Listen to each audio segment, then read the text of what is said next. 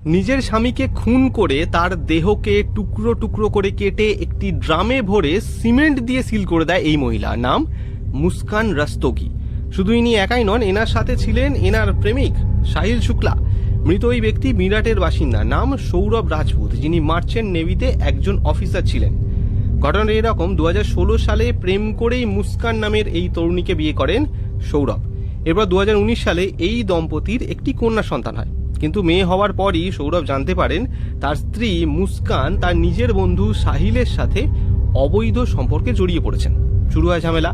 এরপর বহুবার নিজের স্ত্রীকে ফিরিয়ে আনার চেষ্টা করেন সৌরভ, কিন্তু তার কোনো ফল হয় না। মাসের পর মাস কাজের সূত্রে বাইরে থাকায় সেই সুযোগটাই নেয় সৌরভের বন্ধু সাহিল। এরপর সাম্প্রতিক 28শে ফেব্রুয়ারি সৌরভ নিজের মেয়ের 6 বছরের জন্মদিন উপলক্ষে ছুটি নিয়ে বাড়ি ফেরে। জানা যায় গত 4 মার্চ থেকে সে মিসিং হয়ে যায়।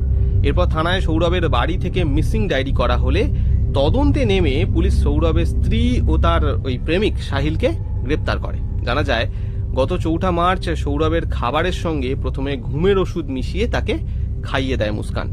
এরপর সৌরভ গভীর ঘুমে আচ্ছন্ন হয়ে পড়লে তার গলা ছুরি দিয়ে কেটে তাকে খুন করে এই প্রেমিক সাহিল। हाँ, कोर्ट उसे अब फांसी ही की सजा दे। आप खुद मांग कर रहे हैं। मांग है, उसे जीने का हक नहीं है, नहीं, ऐसे बच्चे उसको जीने का हक नहीं है। আর এখানেই শেষ নয়, এত কিছু ঘটানোর পর ওই মহিলা নিজের প্রেমিকের সাথে মানালি ঘুরতে চলে যায়।